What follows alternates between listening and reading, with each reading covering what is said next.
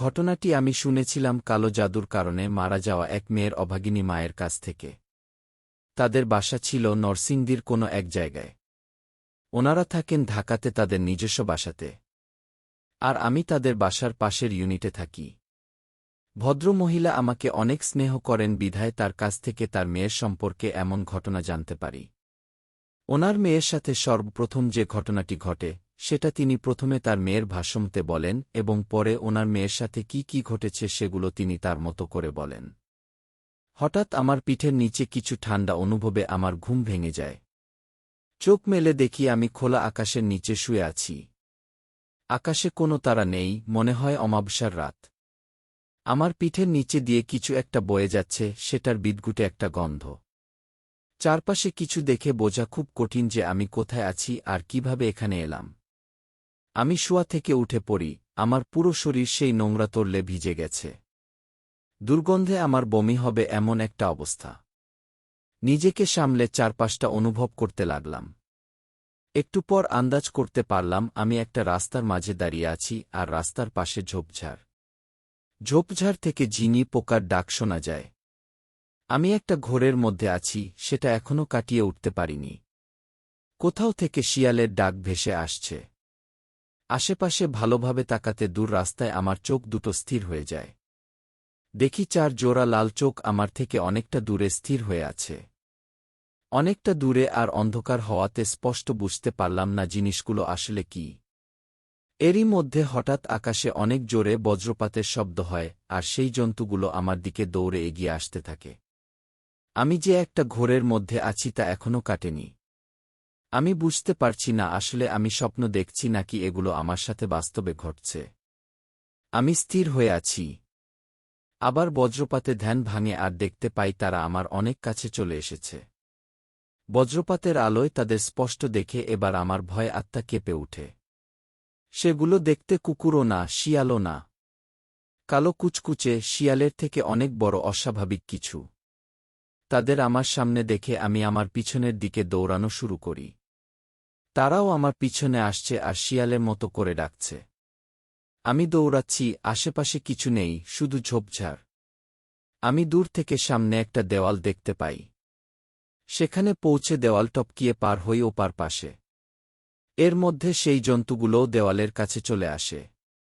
আমি দেওয়াল পার হওয়ায় তারা মনে হয় অনেক অসন্তুষ্ট হয়েছিল। দেওয়ালের ওপার থেকে তাদের গর্জন আর দেওয়ালের নখের আঁচড়ের শব্দ শুনতে পাই। আমি ভয়ে ভয়ে সামনের দিকে এগোতে থাকি। জায়গাটা আমার কাছে কিছুটা পুরনো কবরস্থান বা শ্মশানের মতো লাগে, সঠিক বুঝতে পারিনি। চারপাশে অন্ধকার, শুনশান আর নিস্তব্ধতা। আমি হাঁটি, শুধু আমার পায়ের শব্দ শোনা যায়। হঠাৎ আমি কিছুর সাথে হোঁচট খেয়ে পড়ে যাই আর বজ্রপাতের আলোতে দেখতে পাই আমার সামনে একটা গাছে আমার গলায় দড়ি দেওয়া লাশ ঝুলে আছে। আমি ওটা দেখে ভয়ে চিৎকার করে অজ্ঞান হয়ে যাইনি। তারপর আন্টি, আপনার মেয়ের চিৎকার শুনতে পেয়েছিলেন? হ্যাঁ, আমি আর ওর বাবা চিৎকার শুনে ওর রুমে যাই। যে দেখি ও ঘুমের মধ্যেই আছে, কিন্তু ওর পুরো শরীর কাঁপছে আর সে পুরো ঘেমে গেছে। তখন আমি আর ওর বাবা ওকে ডেকে ঘুম থেকে জাগাই। আর মিম ঘুম থেকে জেগে আমাকে জড়িয়ে ধরে কান্না শুরু করে দেয়। সে অনেক কান্না করে। পরে তাকে আমরা শান্ত করে কি হয়েছে জানতে চাই। তখন সে এইভাবে স্বপ্নটি বলেছিল। তাকে আমরা সান্ত্বনা দিয়ে বলি যে এটা কোনো খারাপ স্বপ্ন, ঘুমিয়ে পড়ো। কিন্তু সে রাতে সে আমার সাথে ঘুমিয়েছিল। এরপর কিছুদিন ভালোই কাটছে, ওর সাথে তেমন কিছু আর ঘটেনি। কিন্তু হঠাৎ একদিন ওর রক্তবমি হয়। এইভাবে কয়েকদিন ধরে ওর রক্তবমি হয়। তখন আমরা মিমকে ডাক্তারের কাছে নেই। ডাক্তার পরীক্ষা করে কোনো রোগের লক্ষণ খুঁজে পায় না। সাধারণ কিছু ওষুধ দিয়েছিল, কিন্তু সেগুলো খেয়েও তার কোনো উপকার হতো না। দিন দিন সে অরুচিতে ভুগতে লাগল, কোনো কিছু খেতে পারে না। খেলে বমি হয়ে বের হয়ে যায়। দিন দিন তার শরীর শুকিয়ে যেতে থাকে। তার চেহারা পরিবর্তন হতে থাকে। ওর মাথায় চুল ছিল অনেক সুন্দর, দিন দিন সেগুলোও পড়ে যেতে থাকে। রাতে ঘুমাতে পারে না, চিৎকার দিয়ে উঠে। ঘুমের ওষুধও কোনো কাজে আসেনি।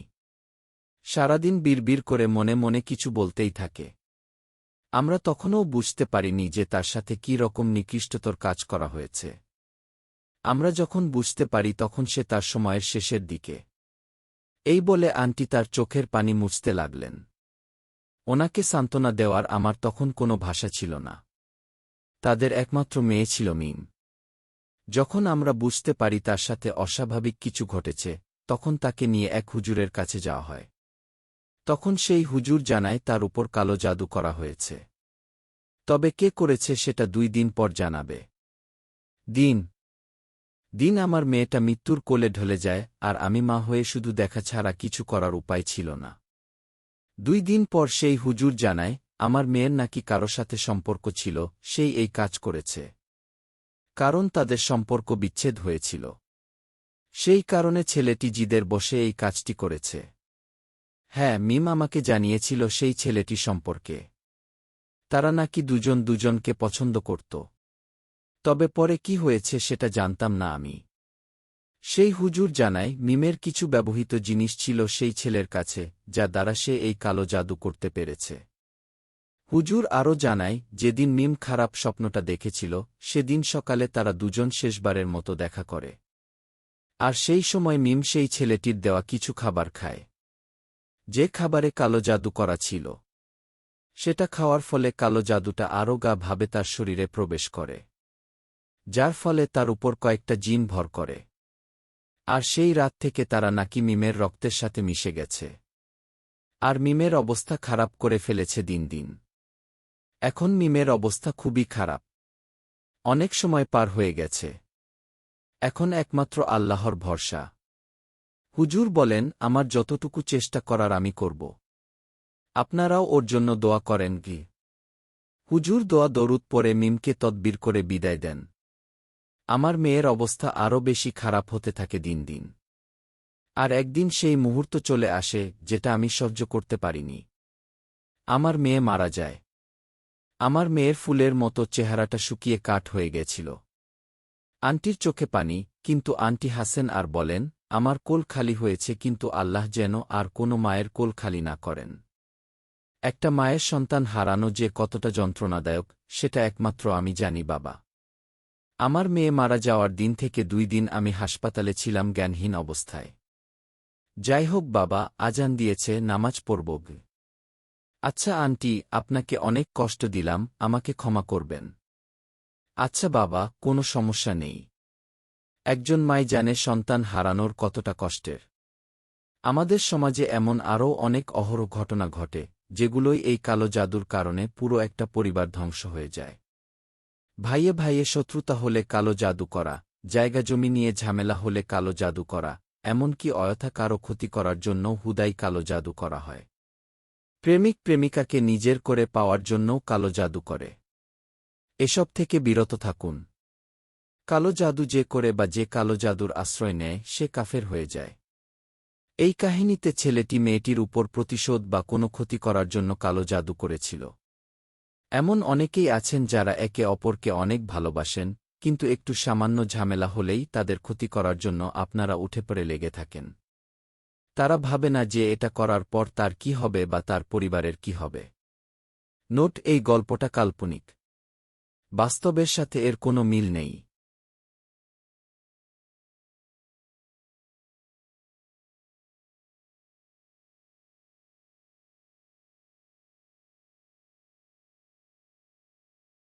ঘটনা 1। তখন গ্রীষ্মের কোনো এক রাত, সামনেই পরীক্ষা, তাই গভীর রাত পর্যন্ত পড়ছিলাম। বলে রাখা ভালো, আমি ঢাকার মিরপুরের একটা ভাড়া বাসায় থাকি। আমার পরিবারে আব্বু, আম্মু এবং বড় ভাই। তো এবার ঘটনায় ফেরা যাক। রাতে পড়তে পড়তে হঠাৎ দেখলাম ডাইনিং রুমে মানুষের মাথার মতো কিছু একটা হুট করে চলে গেল। আমি খুব ভয় পেয়ে যাই। তারপর সেদিনের মতো কিছু সূরা পড়ে ঘুমিয়ে পড়ি। ওই বাসায় এরকম আরও বেশ কিছু আজব ঘটনা প্রায়ই ঘটত, যেমন প্রায়ই গভীর রাতে পাশের রুম অথবা ড্রয়িং রুম থেকে কারো হাঁটার শব্দ পাওয়া যেত, কিন্তু লাইট অন করলে দেখা যেত কেউ নেই। আবার মিষ্টি জাতীয় কোনো খাবার বাসায় রাখলে পরের দিন দেখা যেত সেই খাবার নেই অথবা আধা খাওয়া, কিন্তু বাসার কাউকে জিজ্ঞেস করলে তারা কেউই খায়নি বলত।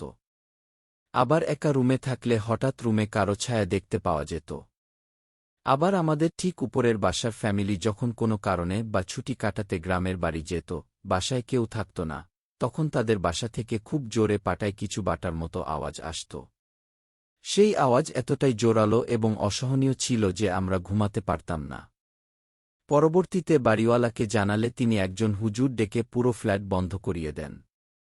পরবর্তীতে জানা যায়, বাড়িওয়ালার মেয়ে সেই ফ্ল্যাটের দ্বিতীয় তলায় আত্মহত্যা করেছিল। তারপর থেকেই এই ফ্ল্যাটে কিছু সমস্যা হতে থাকে। যাই হোক, পরবর্তীতে আর সে বাসায় তেমন কোনো সমস্যা হয়নি এবং এখনও আমরা সেই বাসাতেই থাকি। ঘটনা 2। এই ঘটনাটি আমার বাবার থেকে শোনা। আমার বাবার খুব মাছ ধরার নেশা ছিল ছোটবেলা থেকেই। আমার বাবা তার বড় ভাইয়ের বাড়িতে থাকতেন। তো সেই বাড়ির সামনেই ছিল বিশাল এক পুকুর। আব্বু প্রায় সারাদিন অবসর পেলেই সেই পুকুরে বড়শি দিয়ে মাছ ধরতে লেগে যেতেন। তিনি প্রায়ই গভীর রাত পর্যন্ত মাছ ধরতেন। এমনি একদিন তিনি মাছ ধরতে ধরতে দেখলেন, তার থেকে খানিকটা দূরে পুকুরের পাড়ে কালো একটা অবয়ব বসে আছে। বাবা সেদিকে তাকাতেই সেটা হঠাৎ পুকুরের পানিতে ভুস করে ডুব দিল। আমার বাবা ভয়ে এক চিৎকার দিয়ে বড়শি ফেলে বাসার ভিতরে চলে গেলেন। এই ঘটনার পরে তিনি আর কোনোদিন রাতের বেলা মাছ ধরতে যাননি। ঘটনা 3। এবারের ঘটনাটিও আমার বাবার সাথে ঘটা। আমার বাবা একদিন সন্ধ্যার দিকে তার বন্ধুদের সাথে কোনো এক বিস্তীর্ণ মাঠে বসে আড্ডা দিচ্ছিলেন। আশেপাশে ঘরবাড়ি তেমন নেই, তখন হঠাৎ একটা ঢিল এসে তাদের মাঝখানে পড়ে। এতে তারা কিছুটা চমকে গেলেও ভাবলেন, হয়তো তাদের পরিচিত কেউ তাদের সাথে মজা করছে। কিন্তু আস্তে আস্তে যখন আরও ঢিল উড়ে আসতে লাগল এবং সময়ের অনুপাতে ঢিলের সংখ্যা আরও বাড়তে থাকল, তখন তারা প্রচণ্ড ভয় পেয়ে গেলেন। তারপর তাড়াহুড়ো করে সবাই যে যার বাড়ির দিকে দৌড় দিলেন। এরপর থেকে তারা আর কখনো সন্ধ্যার পরে বাইরে আড্ডা দিতেন না। ঘটনা 4। আমার বাবার থেকেই শোনা আরও একটি ঘটনা শেয়ার করছি। তখন বাবা সবে 1 শ্রেণীতে পড়তেন। বাবার একটা পুরনো সেকেন্ড হ্যান্ড সাইকেল ছিল। তো একদিন সন্ধ্যাবেলায় আব্বু কিছু কাজে বাসা থেকে সেই সাইকেলে করে আমার বড় চাচার বাসায় যাচ্ছিলেন, সাইকেলের পিছন দিকটা ধানে বোঝাই। তো এভাবে পথে যেতে যেতে তার হঠাৎ মনে হল, তিনি বারবার একই রাস্তায় ফিরে আসছেন। তো এভাবেই আরও কিছুক্ষণ যাওয়ার পর তিনি বুঝতে পারলেন যে তিনি বিপদে পড়েছেন। আব্বু প্রচণ্ড ভয় পেয়ে গেলেন। হঠাৎ সামনে কিছু একটা আলো দেখতে পেলেন, এরপরে আর তার কিছু মনে নেই। এমনকি সেখান থেকে সাইকেল সহ বাসায় কিভাবে আসছেন তাও মনে নেই। কিন্তু এরপর 3 দিন তার মুখে কোনো কথা ছিল না। হুজুর 3 দিন ধরে চিকিৎসা করার পর অবশেষে আব্বু জোরে আল্লাহ বলে চিৎকার করে উঠলেন। আস্তে আস্তে তিনি স্বাভাবিক হয়ে উঠলেন, কিন্তু সেই ঘটনা তার মনে দাগ রেখে গিয়েছিল বহুদিন।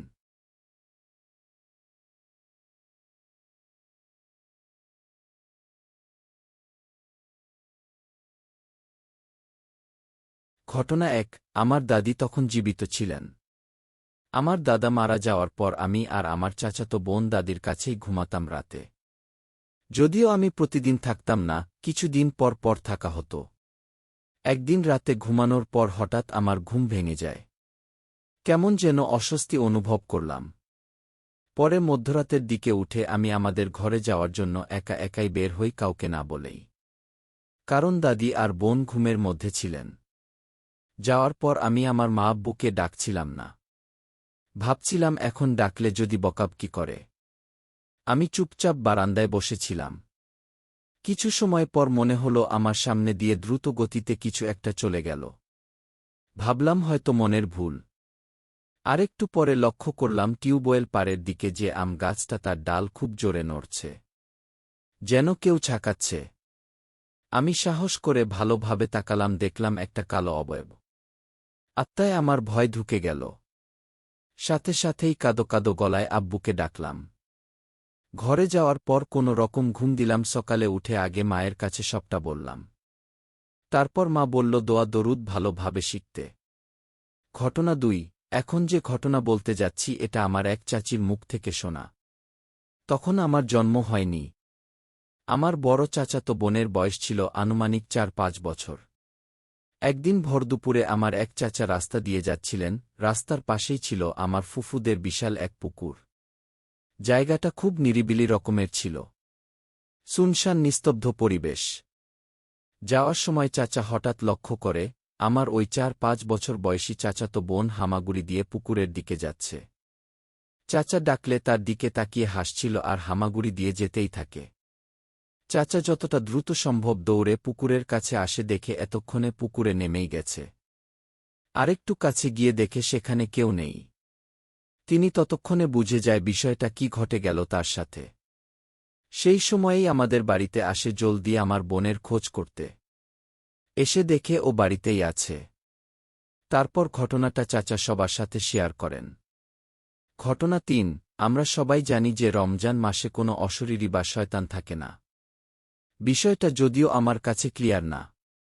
সবাই এটাই ধারণা করেন। জিনপরি থাকে কিনা জানি না। যা হোক, মূল ঘটনায় আসা যাক। রমজান মাস ছিল তখন, সেহেরি খেয়ে নামাজ পড়ে ঘুমাতাম। উঠতে বেশ কিছুটা বেলা হয়ে যেত। একদিন সকালে ঘুম থেকে উঠার পর আমার কাকি এসে বলছে, আজকে তুই না ডাকলে উঠতে পারতাম না। কিন্তু অবাক করার বিষয় এই যে আমি তাকে ডাকতেই যাইনি। এইটা কোনোভাবেই সম্ভব না। আমার মা শুনে বলে, কই, ও তো যায়নি আপনাদের ওদিকে। কি কাকির ভাষ্যমতে আমি নাকি গিয়ে দরজার সামনে থেকে বলছি, কাকি উঠেন, রোজা রাখবেন না। একটু পরে উঠে দরজা খুলে দেখে কেউ নেই। ভেবেছিল হয়তো আমি ডাকার পরে সাথে সাথেই চলে আসছি। অথচ আমি তাকে ডাকতে যাইনি। এই ছিল আজব একটা ঘটনা। ঘটনা ৪। আমার কলেজের এক সিনিয়র আপুর সাথে ঘটে যাওয়া একটি ঘটনা শেয়ার করছি। সবার বুঝার সুবিধার্থে সহজলভ্যভাবে তার বিবৃতিতেই বলছি। তখন আমি ইন্টার ফার্স্ট ইয়ারে ভর্তি হই। সে বছর কলেজের হোস্টেলে না উঠে বাসায় উঠি। ৩ রুমের একটা ফ্ল্যাট, প্রতিটি রুমে ২ জন করে, আর এক রুমে আমি একাই থাকতাম। একদিন রাতে যার যার মতো সবাই শুয়ে পড়ে, আমিও আমার মতো একা রুমে শুয়ে আছি। রাত প্রায় ১-২টা, তখনও আমার ঘুম আসছিল না। কেননা নতুন পরিবেশ, নতুন জায়গা, তাই ঘুমটাও আসছিল না। তখন আমার এক ফুফাতো বোন নাম লামিয়া ও কল দেয়। লামিয়ার অনেক রাত জেগে পড়াশোনা করার কারণে ওর সাথে প্রায় অনেক রাতে কথা হতো। সেদিনও কথা বলছিলাম, হঠাৎ আমার কানে নূপুরের আওয়াজ আসল। কেউ যেন রুমের বাহিরে হেঁটে এক পাশ থেকে আরেক পাশে যাচ্ছে। আমি আর তেমন আগ্রহ করে দেখতে গেলাম না। ভাবলাম পাশের রুমের ওদের মধ্যেই কেউ হবে, হয়তো ঘুম না আসার কারণে হাঁটাহাঁটি করছে। কিন্তু একটা ব্যাপার লক্ষ্য করলাম, রাত যতই বাড়ছে নূপুরের আওয়াজটাও বেড়েই যাচ্ছে। আমার মনে ভয় ঢুকে গেল। যা হোক, কোনো রকমে রাত পার করলাম। সকালে উঠেই আগে পাশের রুমের বান্ধবীদের সাথে কথা বলতে গেলাম। গিয়েই আগে নূপুরের কথা জিজ্ঞেস করলাম, কার কাছে নূপুর আছে? কে নূপুর পরে আছিস? ওরা সবাই আমাকে আশ্চর্য করে উত্তর দিল, ওদের কারো কাছেই নাকি নূপুর নেই। কেউ নূপুর পরেই না। আমি তো তাও বিশ্বাস করতেছিলাম না। পরে সবাই বলল ব্যাগপত্র সব চেক করে দেখতে। তারপর আর কি বিশ্বাস করেই নিলাম। সারাদিন কলেজ করলাম, ঘোরাঘুরি, বিকেলে কোচিং করলাম, তারপর সন্ধ্যায় বাসায় ফিরলাম। সব কাজ শেষ রাত ১-১টার দিকে শুয়ে পড়লাম। ওই দিন আমি নিজেই আমার ফুফাতো বোন লামিয়াকে কল দেই। বেশ কিছুক্ষণ কথা বলার পর আবারও সেই আগের রাতের মতো হতে লাগল। আমি তো বেশ ভয় পেয়ে গেলাম। ইয়ারফোনে গান চালিয়ে কাঁথা মোড়া দিয়ে শুয়ে আছি। একটু পর মনে হল কেউ আমার মাথায় হাত বুলাচ্ছে। আবার আমি আমার পাশেই কেউ একজনকে বসা অনুভব করতে লাগলাম। শরীর আমার ভারী হয়ে আসছিল। ভয়ে দম বন্ধ হওয়ার উপক্রম। তারপরেও নিজেকে কোনোরকম সামলে পাশের রুমের একজনকে কল দিয়ে বললাম রুমে আসতে। ওরাও জলদি চলে আসল। আমি ভয়ে কিছুই বলতে পারছি না। গা আমার ঠান্ডা হয়ে আসছে। ওদের জোরাজুরিতে সবটা বললাম। সবকিছু শোনার পর আমার এক বান্ধবী নূপুর ও বলল, একটা কথা বলি, তোরা কেউ আমাকে বকিস না কেন, আগে বললাম না এইটা ভেবে।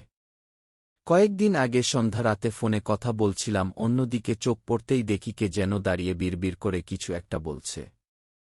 ভাবলাম তোরা কেউ, ডাকলাম, কোনো সারা শব্দ নেই। কথা শেষ করে রুমে আসছিলাম, তখন আমার চোখ পড়ে রান্নাঘরের সিলিন্ডারে। দেখি সিলিন্ডারের উপরে একটা মেয়ে বসা, উস্কোখুস্কো চুল। আমি এক দৌড়ে রুমে আসি। সবটা আমার মনের ভুল ভেবে নিজেই নিজেকে সান্ত্বনা দেওয়ার চেষ্টা করি। ওর কথা শুনে বুঝতে পারলাম কিছু একটা গোলমাল আছেই। আমি ভয়ে কোথাও যাচ্ছিলাম না। পরে পাশের ফ্ল্যাটের এক আন্টিকে ওরা ডেকে আনে আর সব কিছু খুলে বলে। আন্টিও সব কিছু শুনে এক পর্যায়ে চুপ থাকতে পারলেন না। উনিও বলতে শুরু করলেন, আমি তোমাদের যা বলছি এইগুলা বাড়িওয়ালাকে বইল না। আমার তো হাজব্যান্ড নাই। আর এই বাড়ির ভাবির সাথে আমার অনেক আগের পরিচয়। সেই হিসেবেই আমাকে উনি কম টাকায় তার বাসায় থাকতে দিতেছে। আমি যতটুকু জানি তোমাদের এই ফ্ল্যাটে এক মেয়ে ফাঁসিতে ঝুলে আত্মহত্যা করছে ৩ বছর আগে। এরপর থেকেই নানান রকম ঘটনা ঘটতে থাকে। তোমাদের আগে যারা ছিল উনাদেরও এমনভাবে ডিস্টার্ব করত, ভয় দেখাত। কেউ বেশি দিন এখানে টিকতে পারে না। বাড়িওয়ালা নিজেও কয়েকবার দেখছে এমন কিছু। তারপরেও কোনো মিলাদ বা হুজুর ডাকে নাই। এইগুলা শোনার পর আমাদের অবস্থা একদম খারাপ হয়ে গেছে। আমি ওইদিনই আমার ফুফুকে কল দিয়ে সব বলি। পরে লামিয়া আর লামিয়ার আম্মু এসে আমাকে তাদের বাসায় নিয়ে যায়। আমার প্রায় সব কিছুই সেখানে ফেলে রেখে আসছিলাম। কয়েকদিন পরে আমার বড় ভাই গিয়ে সব নিয়ে আসে। এই ঘটনার পর থেকে বেশ কিছুদিন অসুস্থ ছিলাম, মানসিকভাবেও ক্ষতিগ্রস্ত হই কিছুটা।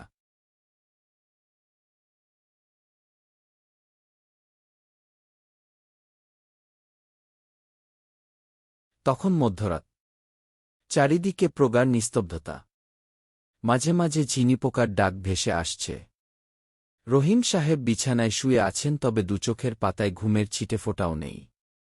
তিনি এখন মগ্ন আছেন গভীর ভাবনায়। উনার ভাবনার মূল বিষয়টা হল উনার ব্যবসা। উনি বেশ অনেক টাকা ইনভেস্ট করে একটা ব্যবসা শুরু করেছিলেন। কিন্তু তিনি দেখছেন উনার এই ব্যবসায় লাভের চেয়ে বরং ক্ষতির পরিমাণটাই বেশি। তিনি এখন কি করবেন তা নিয়েই মূলত ভাবছিলেন। এসব ভাবতে ভাবতে হঠাৎ উনার পানির পিপাসা পেল। তিনি ডাকলেন, রোকসানা, আমার জন্য এক গ্লাস পানি নিয়ে আসো তো। রোকসানা উনার স্ত্রী। উনার শরীরটা বেশ খারাপ লাগছিল বিধায় তিনি উনার স্ত্রীকে ডেকে বললেন পানি এনে দিতে। তৎক্ষণাৎ উনার খেয়াল হল উনার স্ত্রী তো বাড়িতে নেই। আজ সকালেই উনার স্ত্রী বাবার বাড়ি গিয়েছে, সাথে গিয়েছে উনার 2 ছেলে। বাড়িতে তিনি একা। উনাকেও সাথে যাওয়ার জন্য বলা হয়েছিল, কিন্তু উনার মনমেজাজ ও শরীর খারাপ থাকার কারণে আর যাননি। রহিম সাহেবের বাড়িটা দোতলা, অনেকটা গ্রাম সাইডে অবস্থিত। উনার বাড়ির আশেপাশে রয়েছে প্রচুর গাছপালা, খালবিল, ধানের ক্ষেত। ঘরের জানালা খোলা থাকায় বাইরে থেকে শো শো করে বাতাস ঘরের ভিতর প্রবেশ করছে। হঠাৎ উনার বাসার কলিং বেল বেজে উঠল। এত রাতে কে বেল বাজালো বিষয়টা ভাবালো রহিম সাহেবকে। এদিকে শরীর খারাপ থাকায় বিছানা থেকে উঠতেও মন চাইছে না উনার। উনি শুয়ে রইলেন, উঠলেন না। পরপর 3 বার আবারও বেল বেজে উঠল। এবার তিনি কষ্ট করে উঠলেন। নিচে গিয়ে দেখলেন একজন 27-28 বছর বয়সের যুবক সাথে একটা বস্তার মতো কিছু নিয়ে দাঁড়িয়ে আছে। তিনি যুবকটিকে চিনতে পারলেন না। প্রশ্ন করলেন, কে তুমি? যুবকটি উত্তর দিল, আমি সাবের। একটা বিপদে পড়ে আপনার এখানে এসেছি। কি বিপদ? আসলে কিভাবে যে বলি, আজকের রাতটা যদি আপনার বাসায় থাকতে দিতেন তাহলে বড়ই উপকার হতো। চিনি না, জানি না একজনকে আমি কেন আমার বাসায় জায়গা দিব। তাছাড়া এই বস্তায় যে তুমি খারাপ কোনো কিছু আনোনি তারই বা গ্যারান্টি কি? এমনও তো হতে পারে যে এতে ড্রাগস আছে। চিকসিট! কি বলছেন এসব? আমি এতটাও খারাপ না। আসলে এখানে আমার দোকানের জন্য কিছু প্রোডাক্ট কিনেছিলাম। এখন আমার বাড়ি এখান থেকে আরও কয়েক কিলোমিটার দূরে। তাই ভাবছি আজকের রাতটা আপনার বাসায় থেকে কাল সকালে চলে যাব। দয়া করে আজকের রাতটা আপনার বাসায় থাকতে দিন। রহিম সাহেব বোধহয় এবার বিশ্বাস করলেন। তিনি রাজি হলেন। যুবকটিকে সাথে নিয়ে বাসার ভিতর ঢুকলেন। একটা রুমে থাকার জায়গা করে দিলেন। তারপর নিজ রুমে এসে শুয়ে পড়লেন। রহিম সাহেব খেয়াল করলেন উনার শরীরটা আগের চেয়েও বেশি খারাপ লাগছে। শরীরটা কেমন জানি লাগছে।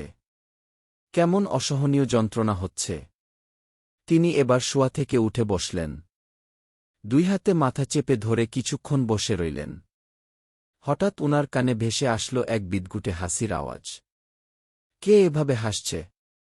তিনি যতটুকু ধারণা করলেন তা থেকে বুঝতে পারলেন হাসির আওয়াজটা সাবের নামক যুবকটির রুম থেকে আসছে। কিন্তু ওই রুমটিতে তো সাবের ছাড়া আর কেউ নেই, তাহলে কে এভাবে হাসছে? সাবের? একজন মানুষের হাসি এতটা বিশ্রী হয়? আর এরকম হাসির কারণটাই বা কি? তিনি বিষয়টাকে নিয়ে আর ভাবলেন না। এর কিছুক্ষণ পর হঠাৎ কেমন একটা আওয়াজ আসছে, কেমন একটা চিবানোর আওয়াজ। কেউ কিছু চিবিয়ে খেলে যেমন আওয়াজ হয় ঠিক তেমন আওয়াজ। তিনি এবার উঠলেন। উঠে সাবের নামক যুবকটির রুমে উকি দিলেন এবং যা দেখলেন তাতে উনার মাথা ঘুরে উঠল। সাবের তার কাছে থাকা সেই বস্তা থেকে একটা একটা করে মানুষের মাথা বের করছে আর সেটা চিবিয়ে খাচ্ছে। রুমের লাইট জ্বালানো থাকায় তিনি দেখতে পেলেন পুরো রুমের মেঝে রক্তে ভেসে গেছে। কেমন একটা বিশ্রী গন্ধ নাকে এসে লাগছে। তিনি এবার চিৎকার করে উঠলেন। এসব কি? উনার চিৎকারে সাবের মাথা তুলে তাকাল। মুখ জুড়ে রক্ত লেগে আছে। চেহারাটা কেমন বিদঘুটে দেখাচ্ছে। সাবের কিছু বলল না, এক দৃষ্টিতে তাকিয়ে রইল রহিম সাহেবের দিকে।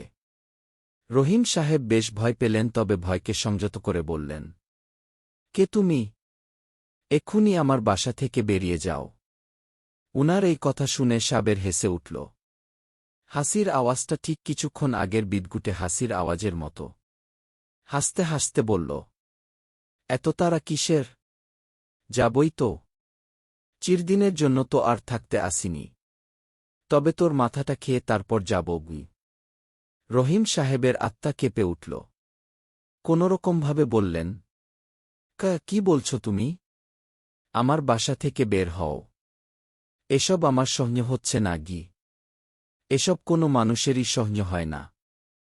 আজ পর্যন্ত যাদের মাথা খেয়েছি তারাও ঠিক একই কথা বলেছিল। তবে লাভ নেই। আজ তোর মাথা না খাওয়া পর্যন্ত আমার নিস্তার নেই গি। বলেই তার এক লম্বা হাত বাড়িয়ে দিল রহিম সাহেবের দিকে। এটা দেখে রহিম সাহেব সেখান থেকে দৌড় দিতে চাইলেন, তবে পারলেন না। মুহূর্তের মাঝে এসেই উনার মাথাটা ধরে ফেলল এবং একবার হাত দিয়ে মোচড় দিতেই মাথাটা আগলা হয়ে গেল। রহিম সাহেবের জীবনের সমাপ্তি এখানেই ঘটল, তাও খুব ভয়ানকভাবে, খুব নির্মমভাবে। উনার স্ত্রী, সন্তান এসে হয়তো উনার মাথাবিহীন লাশটা দেখতে পাবে, কিন্তু জানতে পারবে না এই নির্মম মৃত্যুর কারণ। এর কিছুদিন পর আবারও এক বাড়ি থেকে কান্নার আওয়াজ ভেসে আসে।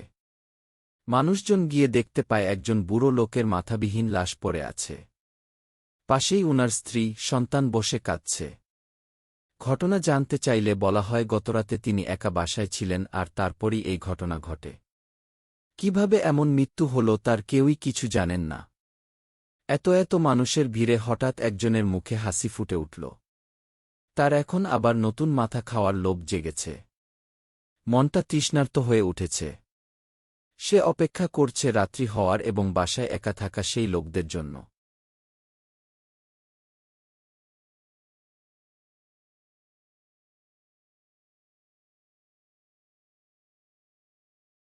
আনুমানিক শখানেক বছর আগের একটি তেঁতুল গাছ ছিল ছনকান্দা গ্রামের রাস্তার পাশে। রাত হলেই এই রাস্তা দিয়ে চলাফেরা করার মতো সাহস জাগত না কারো মনে। রাস্তার দুপাশে ছিল কাশফুলের ঝোপঝাড়ের সমাহার। মাঝে মধ্যে মানুষজন ঝোপঝাড় কাটতে গেলে তেঁতুল গাছের শয়তান মানুষ রূপ ধারণ করে মানুষের ক্ষতি করত নানাবিধ উপায়ে। একদিন এক রিকশাওয়ালা সন্ধ্যারাতে এই রাস্তা দিয়ে আনমনে রিকশায় হ্যান্ডেল মেরে নিজ গন্তব্যের উদ্দেশ্যে ছুটে চলছিল। চারপাশ নিস্তব্ধ, রাস্তার আশেপাশে কোনো মানুষের আনাগোনা নেই। রিকশাওয়ালা যখন তেঁতুল গাছ অতিক্রম করে কিছুটা সামনের দিকে এগিয়ে যায়, ঠিক তখনই রিকশাওয়ালার মনে হল কেউ যেন তাকে ডাকছে পেছন থেকে। পেছন ফিরে কোনো মানুষ আর দেখতে পেল না। আরেকটু সামনে এগোতেই এক বৃদ্ধার দেখা মিলল। বৃদ্ধা কান্নারত অবস্থায় সাহায্য চাইছিল রিকশাওয়ালার কাছে। রিকশাওয়ালাও করুণা করে বৃদ্ধাকে রিকশায় তুলে নেন। এরপর দিন সকালে রিকশাওয়ালার রক্তাক্ত লাশ পাওয়া যায় তেঁতুল গাছের নিচে। মাঝে মধ্যে অনেকেই এই বুড়ির দেখা পেত, রূপ ধারণ করে নাকি মানুষ মেরে ফেলত এই বুড়ি। রাতে এই তেঁতুল গাছের আশপাশ দিয়ে কেউ যদি মাছ, মাংস কিংবা ভাজা পোড়া জাতীয় কোনো খাবার নিয়ে যেত সে পরদিনই অসুস্থ হয়ে বিছানায় পড়ত। এই গাছের কারণে বহু মানুষের মৃত্যু হয়েছে। তেঁতুল গাছ থেকে একটু দূরে নাকি একটা এতিমখানা ছিল, এতিমখানায় প্রায়ই সাপ উঠে বসে থাকত। তাই এতিমখানা বন্ধ করে দেওয়া হয় এক পর্যায়ে। গাছ কাটার চেষ্টা করা হয়েছিল অনেকবার, কিন্তু যারাই তেঁতুল গাছে একটা হলেও কোপ দিত তারাই আক্রান্ত হতো কঠিন রোগে। লোকমুখে শোনা যায় গাছ কাটতে গেলেই নাকি গাছ থেকে রক্ত গড়িয়ে পড়ত। প্রায় ৫ বছর আগে এক রাতে প্রবল ঝড় হয়। সেই ঝড়েই অবশেষে তেঁতুল গাছ ভেঙে পড়ে। তেঁতুল গাছের ডালপালা কেটে বিক্রি করে দেওয়া হয়। এরপর থেকে আল্লাহর রহমতে আর কোনো মানুষের ক্ষতি হয়নি। ঘটনা ০২। আমার প্রতিবেশী এক মামনি। বয়স বেশি একটা না, এই ধরুন ৩০ কি ৩৫ হবে। তাদেরকে বাড়ি করার জন্য জায়গা দেওয়া হয়েছিল কবরস্থানের পাশে। সবেমাত্র নতুন একটা কবর হয়েছে কবরস্থানে। মামনি একদিন রাতে শুনতে পায় ঝরনা থেকে পানি গড়িয়ে পড়ার ন্যায় শব্দ। রাত তখন প্রায় ২টা কি ৩টা হবে। মামনি মনে সাহস সঞ্চার করে হাতে টর্চ নিয়ে বাহিরে বের হয়। কবরস্থানের একটু সামনের দিকে চোখ পড়তেই দেখতে পায় অনেকটা লম্বা, আনুমানিক ৬ ফিটের মতো কিছু একটা, তবে মানুষ ছিল না তা স্পষ্ট। কবরস্থানের দিকে এগিয়ে যাচ্ছে কেমন বিশ্রী গর্জন করে। হাত-পাগুলো বেশ বড় বড়, লেজ ছিল বৃহদাকার যা মাটি স্পর্শ করে যাচ্ছিল, কানগুলো মাথার চেয়ে বড়। মামনি ভয় না পেয়ে নিজের রুমে চলে যায়। গতকাল তার একটা পোষা প্রাণী হারিয়ে যায়। তার খোঁজে এলাকায় একটু হাঁটাচলা করে সন্ধ্যারাত পর্যন্ত। মাগরিবের আয়ানের মিনিট ৬ পর ওই পারে যাওয়ার জন্য সাঁকোর দিকে এগোতে থাকে মামনি, কি মনে করে যেন আবার ফিরে আসে। এই জায়গাটাতে বাঁশের ঝোপঝাড় ছিল। মামনির মনে হল বাঁশগুলো কেউ যেন দুমড়ে মুচড়ে ভেঙে ফেলছে। বাঁশের ঝোপ থেকে কিছু একটা ছিটকে আসে মামনির শরীরে। তখনও সম্পূর্ণরূপে অন্ধকার নেমে আসেনি পৃথিবীর বুকে। বাঁশের ঝোপঝাড়ের পাশে এক বুড়ি এক পায়ে দাঁড়িয়ে আছে, অস্পষ্ট দেখা যাচ্ছিল। মামনি ভয় না পেয়ে নিজের মনে সাহস সঞ্চার করে সূরা পড়তে পড়তে অন্যদিকে চলে যায়। তিনি নিতান্তই একজন সাহসী মহিলা। ভয় যেন তাকে স্পর্শ করতে পারে না। ঘটনা ০৩। এক দূর সম্পর্কের ভাইয়া। সে তখন সম্ভবত ১০ম শ্রেণীর ছাত্র। ত্রিশালের এই দিকে একটা বাসায় তারা ২টা রুম ভাড়া নেয়। ওইদিকে বাসাবাড়ি তেমন একটা ছিল না। ধরতে গেলে গ্রাম সাইড একেবারেই। এক রুমে সে আর অন্য রুমে তার বাবা মা থাকে। একদিন রাতে ভাইয়ার দরজায় কে যেন ভীষণ জোরে জোরে করাঘাত করছিল। ভাইয়া জিজ্ঞাসা করল, কে কে? কোনো সাড়া শব্দ নেই। আবার কিছুক্ষণ পর সেই একই শব্দ। ভাইয়া কারো সাড়া না পেয়ে দরজা খুলে আশেপাশে চোখ বোলায়, কিন্তু তেমন কাউকেই চোখে পড়ে না। দরজা অফ করে আবার শুয়ে পড়ে। মধ্যরাতে অনুভব করল ভাইয়ার খাটের নিচে কেউ আছে। ভাইয়ার শরীর ঘামছে, সে ভয়ে ভয়ে খাটের নিচে মাথা নুইয়ে তাকাল। কেউ নেই, মনের ভুল হয়তো। অন্ধকার রুমের ড্রিম লাইটের হালকা আলোয় কারো ছায়া ভেসে বেড়াচ্ছে পুরো রুম জুড়ে। সে ভয়ে তীব্র গরমের মধ্যেও নাকমুখ কাঁথা দিয়ে ঢেকে ঘুমিয়ে পড়ে। পরদিন রাতে আবার সেই একই ঘটনা। ওই দিন আরও একটা ভয়ানক ঘটনা ঘটল। বাসার চালে একের পর এক কারা যেন ঢিল ছুটতে লাগল। চালের উপর দিয়ে গাড়ি ছুটে চলছিল এমনতর আওয়াজ। ভাইয়া ভয়ে চিৎকার করতে করতে তার মায়ের রুমে চলে যায়। পরদিন প্রতিবেশীদের কাছে জিজ্ঞাসা করা হয় তারা কি রাতে কোনো শব্দ শুনেছিল। প্রতিবেশীরা জানায় না, তারা কোনো শব্দ শোনেনি। বেশ কয়েকদিন একই ঘটনা ঘটার পর ভাইয়াকে নিয়ে এক চেনা পরিচিত কবিরাজের কাছে যায়। কবিরাজ বলে ভাইয়ার শরীরে জিন আছে। ভাইয়াকে নিয়ে যাওয়ার জন্য জিনরা এমন অত্যাচার করছে, ভয় দেখাচ্ছে। ভাইয়ার বাবা মা সিদ্ধান্ত নেয় এই জায়গা ছেড়ে অন্য জায়গায় বাসা নেবে। কয়েকদিনের মধ্যেই তারা বাসা ছেড়ে শম্ভুগঞ্জে চলে যায়। ভাইয়ার অবস্থা দিন দিন খারাপ হতে থাকে। অনেক কবিরাজি চিকিৎসার পর সে এখন সুস্থ।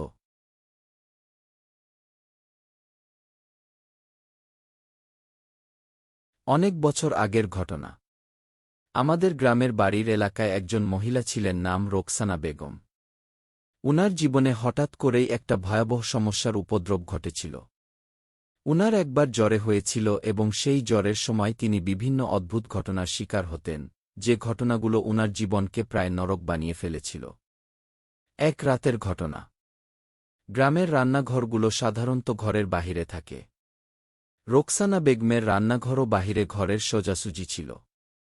টিন দিয়ে রান্নাঘরটি তৈরি করা হয়েছিল। উনি রাতে রান্না করছিলেন, আগুনের তাপে কপাল বেয়ে ঘাম ঝরছিল।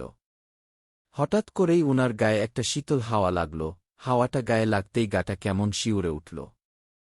এর মিনিট দুয়েক পরেই উনার মাথাটা ঘুরতে লাগল, চারপাশ কেমন অস্পষ্ট, অন্ধকার দেখতে লাগলেন। উনি ঝাপসা দৃষ্টিতে রান্নাঘরে একটা ছায়া দেখলেন এবং মাথা ঘুরে সেখানেই অজ্ঞান হয়ে পড়ে রইলেন। বেশ কিছুক্ষণ পর উনার স্বামী করিম সাহেব বাজার থেকে ফিরলেন। ঘরে যাওয়ার পথে উনার চোখ গেল রান্নাঘরে এবং উনার স্ত্রীকে মাটিতে পড়ে থাকতে দেখে দৌড়ে সেখানে গেলেন। কোনো কিছু না ভেবে কোলে করে ঘরে নিয়ে আসলেন। ঘরে এসেই দুই মেয়েকে বকতে লাগলেন। তোদের মা এতক্ষণ ধরে রান্নাঘরের মাটিতে অজ্ঞান হয়ে পড়ে রইল, আর তোরা খোঁজও পাইলি না। কি বলো? মা কিভাবে অজ্ঞান হল? আমরা তো গল্প করছিলাম, তাই টের পাইনি। আর মা তো সুস্থি ছিল, হঠাৎ করে কি হল মায়ের? দুই মেয়ে মাকে নিয়ে আতঙ্কিত হয়ে পড়ে। করিম সাহেব মেয়েদের অবস্থা বুঝলেন। আশ্বস্ত করলেন কিছুই হবে না তাদের মায়ের। স্ত্রীর গায়ে হাত দিয়ে দেখেন পুরো গা যেন পুড়ে যাচ্ছে। কপালে হাত দিলেন, বুঝলেন জ্বর উঠেছে প্রচুর আর তার জন্যই হয়তো মাথা ঘুরে পড়ে গেছে। তিনি মুখে পানির ছিটে দিলেন। তবুও জ্ঞান ফিরছিল না। এবার তিনিও বেশ চিন্তিত হলেন। তিনি তখন মাথায় কিছুক্ষণ পানি দিলেন। পানি দেওয়ার ও বেশ অনেকক্ষণ পর জ্ঞান ফিরে রোকসানা বেগমের। পরের দিন সকালে গ্রামের এক ডাক্তার দেখানো হল। ডাক্তার বেশ ওষুধপত্র দিলেন। সেদিন রাতের বেলায় করিম সাহেব এক জরুরি কাজে বাইরে যান। সে রাতে তিনি বাড়ি ফিরতে পারবেন না। যাওয়ার সময় দুই মেয়েকে মায়ের দেখাশোনা করতে বলে যান। তখন গ্রামে সদ্য সবাই বাটন ফোন ব্যবহার করত। কোনো সমস্যা হলে সাথে সাথে ফোন করার কথাও বলে যান তিনি। মধ্যরাতে সবাই গভীর ঘুমে মগ্ন। রোকসানা বেগম ওয়াশরুমে যাবেন, একবার ভাবলেন মেয়েদেরকে নিয়ে যাবেন, পরে আবার ভাবলেন থাক, শুধু শুধু মেয়েদের ঘুম নষ্ট করার দরকার নেই। তিনি লাইট নিয়ে ধীরে ধীরে যান। ওয়াশরুম থেকে যখন ঘরে ফিরবেন তখন তিনি দেখতে পান ঘরের পাশে এক মস্ত বড় হাতি দাঁড়িয়ে আছে। হাতির চোখ দুটো হীরের মতো জ্বলজ্বল করছিল। সাধারণ কোনো হাতির চোখ এমন হবে না। তিনি এক চিৎকার দিয়ে ঘরের ভিতর চলে যান। উনার চিৎকার শুনে উনার মেয়েরা তাড়াতাড়ি করে ঘুম থেকে উঠেন। কারণ জানতে চাইলে তিনি মেয়েদেরকে মিথ্যে বলেন পাছে ভয় পাবে ভেবে। সে রাতটা ভয়ে ভয়েই কাটল উনার। পরের দিন করিম সাহেব ফিরে আসলেও তিনি এই ঘটনাটা লুকিয়ে যান। এর পরের রাতে করিম সাহেবের মধ্যরাতে ঘুম ভাঙলে দেখতে পান রোকসানা বেগম নেই।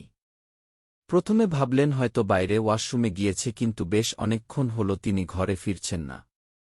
তিনি এবার ঘর থেকে বাহির হলেন। ঘরের চারপাশে খুঁজতে লাগলেন, ওয়াশরুমে খুঁজলেন, কোথাও নেই।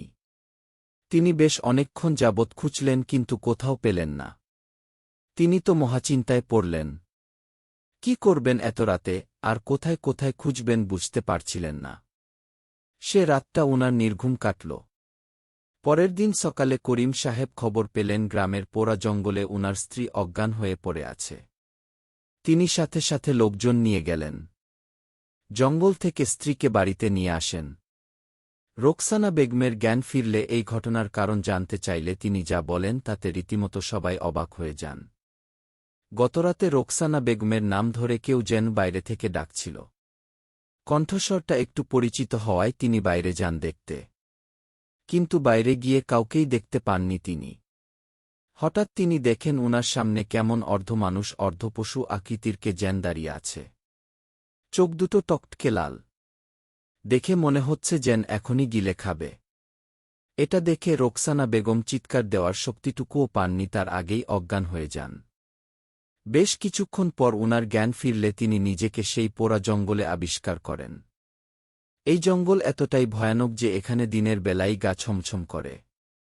রোকসানা বেগম উঠে দাঁড়াতে চাইলে আবারও তিনি মাথা ঘুরে পড়ে যান এবং এরপর কি হয়েছিল উনার কিছুই মনে নেই। তবে উনার পুরো গা জুড়ে আঘাতের চিহ্ন ছিল। রোকসানা বেগমের জ্বর দিন দিন যেন বাড়ছিল। ওষুধ খাওয়াতেও কোনো লাভ হচ্ছিল না। উনাকে শহরে এনে চিকিৎসা করানো হয়েছিল কিন্তু অবস্থার কোনো উন্নতি ঘটছিল না। শরীর দিন দিন আরও বেশি দুর্বল হয়ে পড়ছিল, স্বাস্থ্যের অবনতি ঘটছিল। এরপর থেকে উনার সাথে প্রায় এমন ঘটনা ঘটত। এবং বেশিরভাগ সময় সেই জঙ্গলে পাওয়া যেত। অনেক সময় গাছের উপর ঘুমন্ত অবস্থায় থাকতেন। রাতের বেলায় হঠাৎ করেই চিৎকার করে উঠতেন, অদৃশ্য কিছু দেখে প্রচুর ভয় পেতেন। উনাকে ডাক্তার দেখানোর পাশে বেশ কিছু কবিরাজও দেখানো হয়েছিল, কিন্তু কোনো লাভ হয়নি। করিম সাহেবের এক বন্ধু উনার বাড়িতে এসেছিলেন। তিনি যখন সব শুনলেন তখন বললেন, তুই আমাকে আগে বলবি না? ভাবিকে যে জিনে ধরেছে এটা নিশ্চিত। আমাদের বাড়ির এখানে একজন বড় কবিরাজ আছেন, একদম নামকরা কবিরাজ। উনি এমন বহু মানুষের সমস্যা সমাধান করেছেন সৃষ্টিকর্তার রহমতে। তুই উনার কাছে যা গি। করিম সাহেবের বন্ধু তাদেরকে সেই কবিরাজের কাছে নিয়ে যান। কবিরাজ কিছুক্ষণ রোকসানা বেগমকে পর্যবেক্ষণ করলেন এবং সেই জিনটাকে বোতলে বন্দি করতে সক্ষম হলেন। কবিরাজ বলেন, তোদের মতো কত জিনদেরকেই না বন্দি করলাম, শাস্তি দিলাম, এখন তুই আগে আমায় বল কেন এই মহিলাকে জ্বালাতন করছিস? জিন তখন ভয়ে বলতে থাকে, পোড়া জঙ্গলটা বেশ ভয়ানক। অনেক আগে সেখানে মানুষদেরকে শাস্তি হিসাবে পোড়ানো হতো, যার জন্য একে সবাই পোড়া জঙ্গল বলে।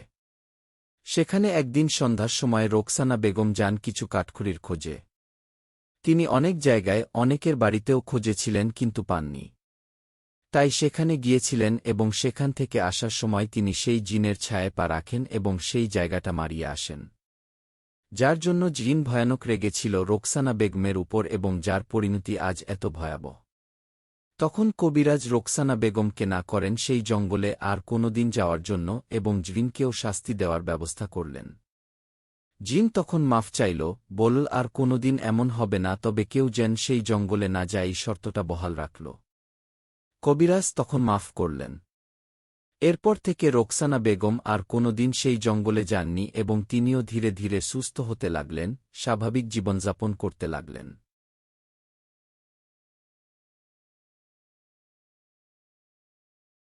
আমার দাদাবাড়িতে একটা প্রাচীন কুয়া আছে। কুয়াটা আমার দাদার দাদা তৈরি করেছিলেন। এর অবস্থান আমাদের মূল বাড়ির পেছনের দিকে জঙ্গল ও একটা পুকুরের পাশে বেশ নিরিবিলিতে। আর এই কুয়া নিয়ে প্রচলিত আছে অনেক অদ্ভুতুরে ঘটনা। আমার জেঠু জন্মের আগে আমার দাদি অনেক বছর সন্তান ছিলেন। দাদির এই সন্তান থাকা নিয়ে দাদির শাশুড়ি উনাকে অনেক কথা শোনাত। ছেলেকে দ্বিতীয় বিয়ে করাতে চাইত। এভাবে দিন কাটে, মাস কাটে, বছর কাটে। একবার কোনো কারণে দাদাও দাদিকে অনেক বকাঝকা ও গায়ে হাত তুলে রাতে ঘর থেকে বের করে দেন। দাদি কোথায় যাবেন বুঝতে না পেরে তখন সেই কুয়ার পাশে একটা গাছের কাটা গুড়ির উপর বসে কাঁদতে থাকেন। কাঁদতে কাঁদতে কখন ঘুমিয়ে গেছেন তিনি বলতে পারেন না। একসময় হঠাৎ তিনি দেখতে পান কুয়ার রেলিং এ একটা অসম্ভব সুন্দরী লাল টকটকে শাড়ি পরা মহিলা বসে গান গাইছেন। চাঁদের আলোয় হালকা বাতাসে উড়তে থাকা তার চুলগুলোকে মনে হচ্ছিল যেন নির্ঘাত স্বর্ণলতা। দাদি অপলক দৃষ্টিতে শুনছিলেন তার সেই গান। তার ভাষ্যমতে গানটা যেন কোনো জাদুর সুরের মতো ছিল। মনে হচ্ছিল যদি শুনতে পেতাম অনন্তকাল। একসময় সেই রহস্যময়ী নারী এসে দাদির কাঁধে হাত রাখলেন। বললেন, এভাবে কাঁদিস না, তুই আমার বোনের মতো, তুই কাঁদলে আমার খুব কষ্ট হয়। তোর সব সমস্যার সমাধান দিলাম, তুই সুখে থাকিস। আলো ফোটার পর দাদির ঘুম ভাঙলে তার আর এই বিষয়ে আর কিছু মনে নেই। তিনি ভাবেন হয়তো স্বপ্ন দেখছিলেন। দাদি ভোরবেলা গরুর গাড়ি করে দাদির বাবার বাড়ি চলে যান। আর সেখানে যাওয়ার পর সামান্য অসুস্থতা দেখা দেয়। দাদি ভাবেন হয়তো দাদার আঘাতে এই অবস্থা হয়েছে। তিনি স্বাভাবিকভাবে এড়িয়ে যান বিষয়টা। দাদি তার বাবা বাড়িতেই থাকতে থাকেন। তবে ধীরে ধীরে তিনি অনুধাবন করেন তিনি প্রেগন্যান্ট। খবর পাঠানো হয় আমার দাদাবাড়িতে। দাদাবাড়ির সবাই নানান খাবার নিয়ে দাদিকে দেখতে যান। তবে সিদ্ধান্ত নেয়া হয় বাচ্চা জন্মানো পর্যন্ত দাদি তার বাবাবাড়িতেই থাকবেন। কোনো এক কালবৈশাখীর ঝড়ের রাতে দাদির প্রসব বেদনা উঠে। দাদি বেদনায় অজ্ঞান। বাড়ির মানুষ ঝড়বৃষ্টিতে ভিজে অনেক দূর হেঁটে এলাকার পরিচিত দাইয়ের সন্ধানে গেলেও তাকে আর পাওয়া যায় না। এদিকে দাদির অবস্থার অবনতি হচ্ছে। এমন সময় ঘরে ঢুকলেন এক মধ্যবয়সী মহিলা। তিনি বাকি সবাইকে অন্য ঘরে যেতে বলে একা একাই দাদির ডেলিভারি সম্পন্ন করেন। এবং যখন বাচ্চার কান্নার আওয়াজ পাওয়া যায়, তখন অন্যান্য মহিলারা দরজার বাইরে থেকে দাদির ঘরে ঢুকে দেখতে পান সেখানে ফুটফুটে এক পুত্রসন্তান শোয়ানো আছে দাদির পাশে। রুমে আর অন্য কেউ তথা সেই মহিলা নেই। দাদি ঘুমিয়ে আছেন। দাদির চোখে মুখে পানি দেওয়ার পর দেখা যায় দাদি খুবই স্বাভাবিক ও সুস্থ। দাদি পরদিন এই ঘটনা সম্পর্কে জানতে পেরে জিজ্ঞেস করেন মহিলাটা কি লাল টকটকে শাড়ি পরেছিলেন। বাকিরা জানায় হ্যাঁ, লাল টকটকে শাড়ি পর এক মহিলা, মুখ অস্পষ্ট তবে মধ্যবয়সী। দাদি দুইয়ে দুইয়ে চার মিলিয়ে বুঝতে পারেন ঘটনা আসলে কি। তিনি ভয় না পেয়ে বরং মনে মনে ধন্যবাদ জানায় সেই বোনকে। সেই সন্তান আমার জেঠু। জেঠুর পর অন্যান্য আরও ভাইবোন হলেও জেঠু পুরোপুরি আলাদা, অসাধারণ ও অন্যরকম এক ব্যক্তি। তাকে নিয়েও অন্যদিন লিখব। গল্পটি নাম প্রকাশে অনিচ্ছুক এক সহপাঠীর থেকে শোনা যা তার পরিবারের সাথে ঘটা। নমস্কার। আজ আমি আপনাদের সাথে শেয়ার করতে চাচ্ছি এমন একটি গল্প, যে গল্পে আপনারা জানতে পারবেন ভালোবেসে একটি পুরুষ কিভাবে ক্ষত বিক্ষত হয়ে শেষ হয়ে যায় তার প্রিয়তমারই করা কালো জাদুতে। যার কথা বলছি তিনি আমার মামা। মামা পেশায় ছিলেন একজন শিক্ষক। মামা একটি মেয়ের সাথে সম্পর্কে জড়িয়েছিলেন তার প্রাপ্ত বয়সেই এবং পরিবারের সবার অমতে গিয়েই বিয়ে করেছিলেন সেই মেয়েটিকে। কিন্তু মহিলাটি ছিল চরিত্রহীন, লোভী ও স্বার্থপরায়ণ। বলে রাখা ভালো, মহিলাটির মা হয়তো কালো জাদু চর্চা করত। কারণ যখন আমার মামা বাড়ি থেকে বিয়ের জন্য ওই মহিলাকে দেখতে যাওয়া হয় তারা দেখেন যে গাছে গাছে অসংখ্য তাবিজ বেঁধে ঝুলিয়ে রাখা হয়েছে। বিয়ের পর মহিলা মামাকে সব সময়ই টাকার জন্য চাপ দিতে থাকতেন এবং মামা ওর কথামতো টাকা দিতে থাকতেন। মহিলা এতই নীচ যে কখনো মামাকে ভালোবাসতেন না। মামার গায়ে হাত পর্যন্ত তুলতেন, ভগবান ক্ষমা না করুক। একদিন তারা বিয়ের প্রথম জীবনে কিছুদিন ঢাকায় কাটায়। সেখানে মহিলাটির সাথে মামার মতের অমিল হওয়ায় সে মামার জামা কাপড় মেঝেতে ফেলে দেয়। আমার মায়েরা মোট 7 ভাই বোন। 6 মামার এক বোন ছিলেন আমার মা। আমার মা আজ এই পৃথিবীতে নেই। মামা মাকে প্রচণ্ড ভালোবাসতেন যেহেতু একটা বোন 6 ভাইয়ের চোখের মণি। সেই সম্পর্কটাকেও কলুষিত করেছে আমার মামার বউ। রটিয়েছিল আমার মায়ের সাথে নাকি আমার মামার গোপন সম্পর্ক। ঠিক যখনই কোনো মতের অমিল হতো আমার মামাকে সবার অগোচরে দরজা জানালা বন্ধ করে মারতেন মহিলাটি। ওনার বহু জায়গায় সম্পর্ক ছিল। মামা যখন মহিলাটির বাড়ি যেতেন কেমন একটা ঘোরের মধ্যে থাকতেন। কারো ফোন ধরতেন না, আর ধরলেও খারাপ ব্যবহার করতেন। মামা কারো সাথে উচ্চ বাক্যে কথাও বলতেন না। মহিলা কখনো শ্বশুর বাড়ি আসতেন না। বাপের বাড়ি 2 মেয়ে নিয়ে পড়ে থাকতেন। এবং মহিলাও একটা স্কুলের প্রধান শিক্ষিকা ছিলেন। এভাবেই বহু বছর কেটেছে। কিন্তু মামা ওই মহিলাকে প্রচণ্ড ভালোবাসতেন। এবার আসি মূল ঘটনায়। মামার 2 মেয়ে। একজন অনার্স পড়ছে, একজন ইন্টারমিডিয়েট অথবা 10-এ। একদিন মামা যখন মহিলার বাড়িতে যান, হাতে নাতে মহিলা সেদিন একটি অন্য পুরুষের বিছানা সঙ্গী হিসেবে ধরা পড়েন। মামা সেটা নিতে না পেরে তক্ষুনি চলে আসেন। কিন্তু মামা যদি জানতেন না তার প্রিয়তমা তার জন্য কি মরণ ফাঁদ তৈরি করছে। পরদিন মামা যখন কলেজে যান, কিছু গুন্ডা পাঠান ওই মহিলা মামাকে মারবার জন্য। কিন্তু মামা বুঝতে পেরে সেদিন কোনো মতে সেখান থেকে পালিয়ে প্রাণ নিয়ে চলে আসতে পেরেছেন। তারপর মামা আবার যান তার বউয়ের বাড়ি, সেখানে তিনি কিছু শরবত জাতীয় খাবার খান, যা তার প্রিয়তমা স্ত্রী তাকে শেষ করার জন্য তাতে তাবিজ বা যা হোক কিছু মিশিয়ে দেয়। মামা সেদিন বাড়িতে এসে আমার আরেক মামিকে বলে ভাত বেড়ে দিতে। কিন্তু মামি তাতে বেশ অবাক হন। কারণ মামা কখনো নিজের কাজের জন্য কাউকে বিরক্ত করতেন না। তিনি ভাতটাও নিজেই বেড়ে খেতেন সবসময় কলেজ থেকে ফিরে। মামি ভেবেছিল হয়তো ক্লান্ত তাই আর বেড়ে খায়নি।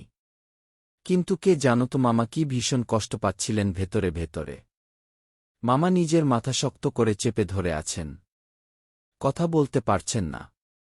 অবস্থা বেগতিক দেখে তখনই তাকে ঢাকা হাসপাতালে নেওয়া হয়। ডাক্তার কোনো রোগ ধরতে পারছিলেন না।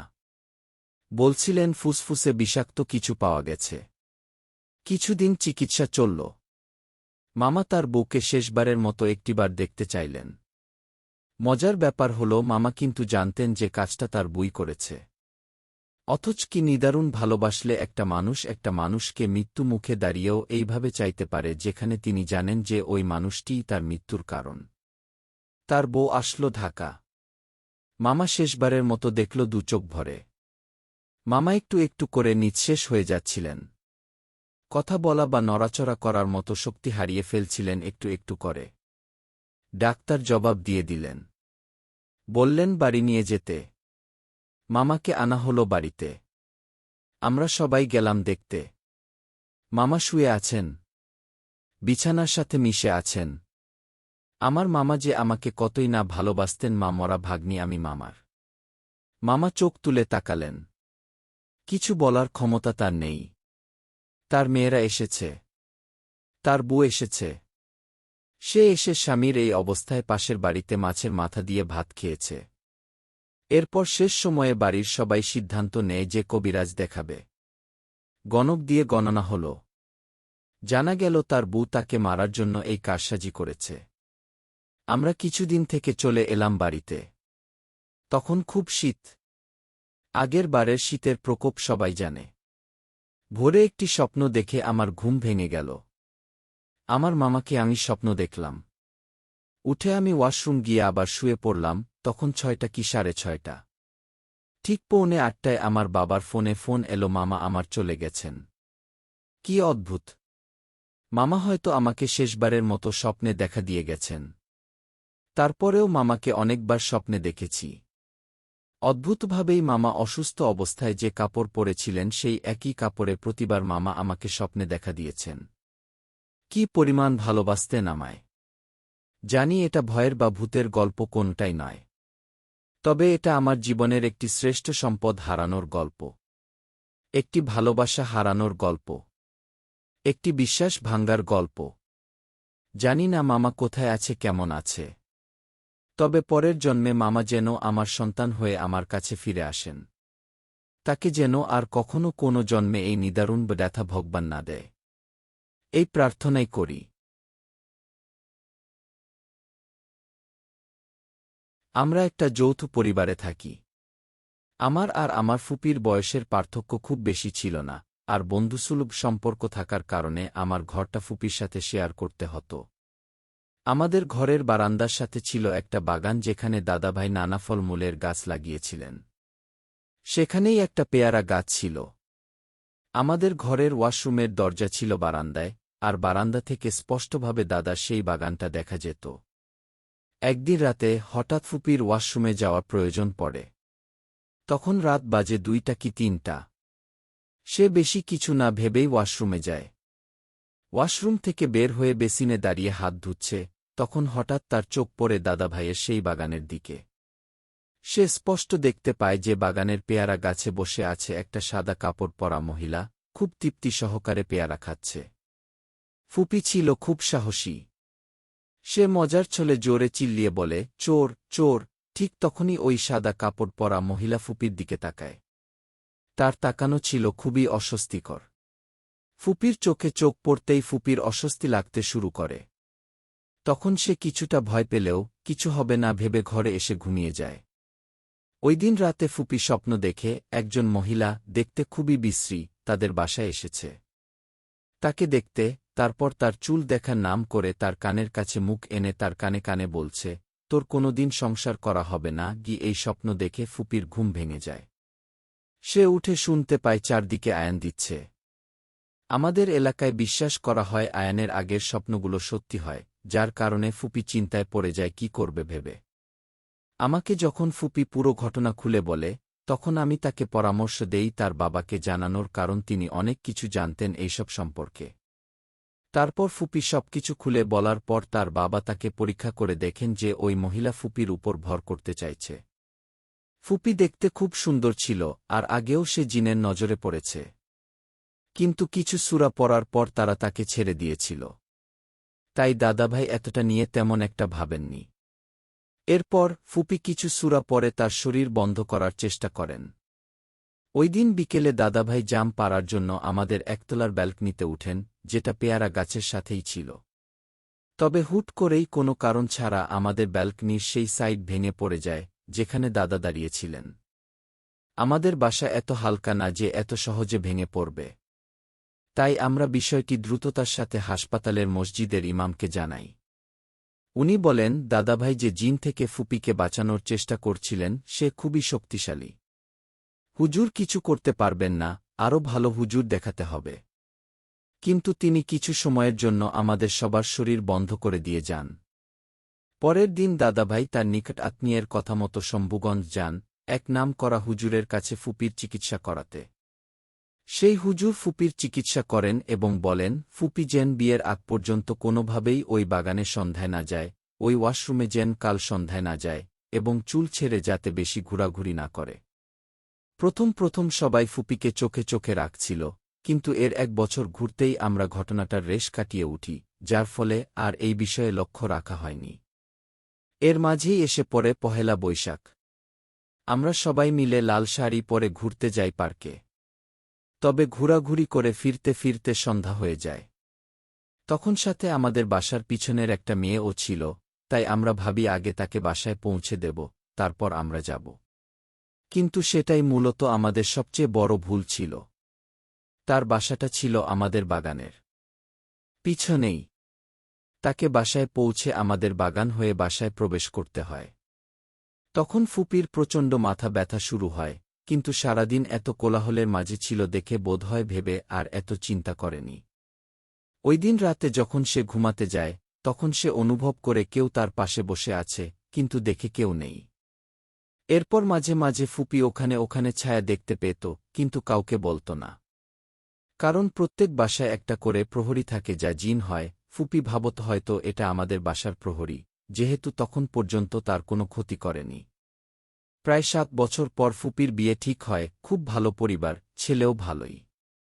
যেদিন বিয়ে ঠিক হয় সেদিন রাতেই ফুপি স্বপ্নে দেখে তার হাতে একটা মাটির ব্যাংক, যেটা একটা মহিলার সাথে ধাক্কা লেগে পড়ে ভেঙে যায়। ফুপি এটাকে স্বাভাবিক স্বপ্ন হিসেবেই নেয়। তারপর তাদের বিয়ে হয়। বিয়ের পর ফুপি খুব সুন্দর করেই ফুপার পরিবার এবং ফুপার সাথে মিশে যায়। তাদের সংসারে কোনো কমতি ছিল না, তাদের দেখে খুবই খুশি দম্পতিদের মতোই মনে হতো। কেউ ধারণা করতেও পারেনি যে তাদের মাঝে বিচ্ছেদ হতে পারে। কিন্তু বিয়ের ঠিক 8 মাসের মাথায় ফুপা কোনো কথাবার্তা ছাড়াই ফুপুকে বাসায় রেখে চলে যায়। আমরা এতদিন পর ফুপিকে পেয়ে মহা খুশি ছিলাম, কিন্তু কিছুদিন পরেই ফুপা তালাকনামা পাঠায়, যার জন্য আমরা কেউই প্রস্তুত ছিলাম না। আমরা যখন ফুপিকে কি হয়েছে জিজ্ঞাসা করি, তখন সে জানায় যে তাদের মাঝে তালাক হওয়ার মতো কিছুই হয়নি। বরং যেদিন তাকে বাসায় রেখে যায় সেই দিনও ফুপি আর ফুপা কিছু স্বর্ণালঙ্কার বানিয়ে দিতে আসে। আর ফুপা নাকি বারবার বলেছে যে 2 দিনের মধ্যেই ফিরে আসবে, কারণ সে ফুপিকে ছাড়া থাকতে পারছে না। সবকিছু ঠিকঠাকই ছিল। ফুপি আমাদের বাসায় আসার পরেও তাদের প্রতিদিন কথা হয়েছে। সবকিছু জানার পর আমরা ফুপার সাথে কথা বলার চেষ্টা করি, তার কাছে জানতে চাই এই তালাক দেওয়ার কারণটা কি। কিন্তু ফুপা কোনো কারণ না জানিয়ে কাবিনের 2 লাখ টাকা পাঠিয়ে দেয়। আমাদের জানামতে সে এত টাকার মালিক না, এত টাকা একসাথে দেওয়াও তার পক্ষে সম্ভব না। তখন আমরা আরও চিন্তিত হয়ে পড়ি। তার কাছে আবার জানতে চাই কারণ কি, সে কিছুতেই কারণ বলতে রাজি হয় না। তখন আমরা তার এক বন্ধুর সাহায্য নিই। তাকে বলে যে জানার চেষ্টা করতে। তারপর তার বন্ধুর মাধ্যমে আমরা জানতে পারি, ফুপা স্বপ্নে দেখেছে যে একটা মহিলা তার সামনে দাঁড়িয়ে আছে। মহিলার হাতে অনেক স্বর্ণ, হীরা, টাকা এবং আরেক হাতে ফুপির হাত ধরে দাঁড়িয়ে আছে। তখন সে বলে, তুই যদি ওর ফুপির সাথে থাকিস তাহলে তোর বংশ আমি নির্বংশ করে দিব। আর যদি ছেড়ে দিস তাহলে তোর 4 প্রজন্ম বসে খেয়ে যেতে পারবে গি। ফুপা তখন বিশ্বাসটা তেমন গ্রাহ্য করেনি, কিন্তু এর পরদিন থেকেই তার বাবা আর ভাই অসুস্থ হতে শুরু করে। আর তারা বলে তারা নাকি একটা মহিলাকে দেখতে পায়। যেটা শুনেই মূলত ফুপা ফুপিকে আমাদের বাসায় রেখে গিয়েছিল।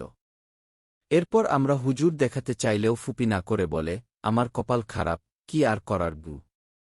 আশ্চর্যজনকভাবে ফুপা এখন আসলেই খুবই সম্ভ্রান্ত, সবাই তাকে এক নামেই চিনে।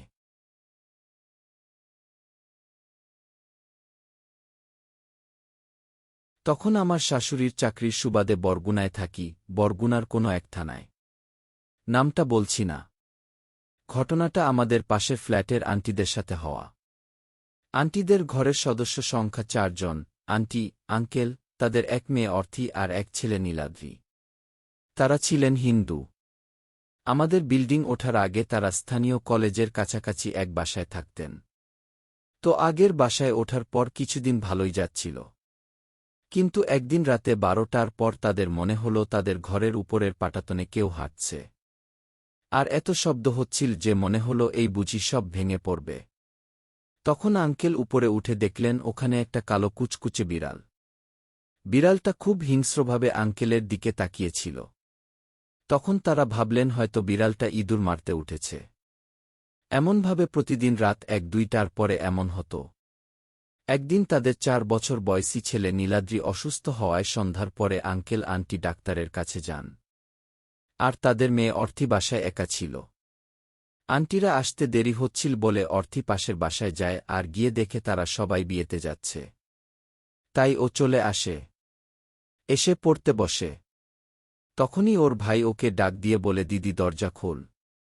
তখন ও দরজা খুলে দেখে বাইরে কেউ নেই। তখন ও ভাবে এটা মনের ভুল। কিছুক্ষণ পর শোনে ওর মা ডাকছে। তখনও দরজা খুলে দেখে কেউ নেই। তখন ওর একটু একটু ভয় লাগতে শুরু করে। তখন রাত 10টা বাজে। চারদিক যেন নীরব হয়ে গেছে অন্য দিনের চেয়ে। তখনই নীলাদ্রি, আঙ্কেল আর আন্টি একসাথে বললেন দরজা খোল। তখন ও ভয়ে কান্না করতে শুরু করল কারণ ওই ডাকটা ছিল অনেক ভয়ানক। অনেক সময় পরে আন্টি এসে ওকে ফোন করে দরজা খুলতে বলে। তারপর তারা আসার পরে ও তাদের কান্না করে সব বলে। তারা ওকে বোঝায় তুমি বাসায় একা ছিলে তাই তোমার এমন মনে হয়েছে। আন্টিদের বাসা আর পাশের বাসার মধ্যে এক হাতের ফাঁকা ছিল। ওখানে পলিথিন, চিপস, চানাচুরের কাগজ ফেলা থাকত। একদিন দুপুরবেলা তারা খাবার খাচ্ছিল আর তখন মনে হল একসাথে অনেকে ওই ফাঁকা জায়গায় হাঁটছে। কিন্তু ওই জায়গায় কারো যাওয়া সম্ভব না। তারা ওখানে গিয়ে দেখল সেই কালো বিড়ালটা ওখানে হাঁটছে যেটা রাত হলেই ওদের ঘরে ঘুরে বেড়ায়।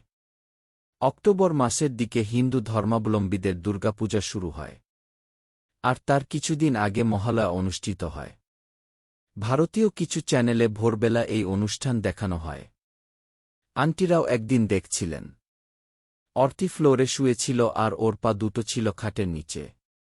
হঠাৎ ওর মনে হল কে যেন ওর পা দুটো জোরে চেপে ধরেছে। চেঁচিয়ে উঠে দেখল খাটের নিচে সেই বিড়ালটা। সেটা কি করে সম্ভব কারণ ওর পা চেপে ধরেছিল মানুষের হাত আর ও সেটা স্পষ্ট বুঝতে পেরেছিল। এমন আরও অস্বাভাবিক ঘটনা ঘটার পরে তারা এক তান্ত্রিককে আনেন এবং তিনি জানান এই বাসায় এক মহিলা থাকতেন যিনি ক্যান্সারে মারা যান। পরে ওই তান্ত্রিক একটা বিশেষ দিন দেখে পূজা করেন। তারপরের কিছু রাত বিড়ালের কোনো শব্দ না পেয়ে, অস্বাভাবিক কিছু টের না পেয়ে পাটাতনের উপরে উঠে দেখে বিড়ালটা মারা গেছে। পরবর্তীতে আর কোনো সমস্যা হয়নি তাদের। তারা ওই বাসায় আরও 6 বছর ছিল।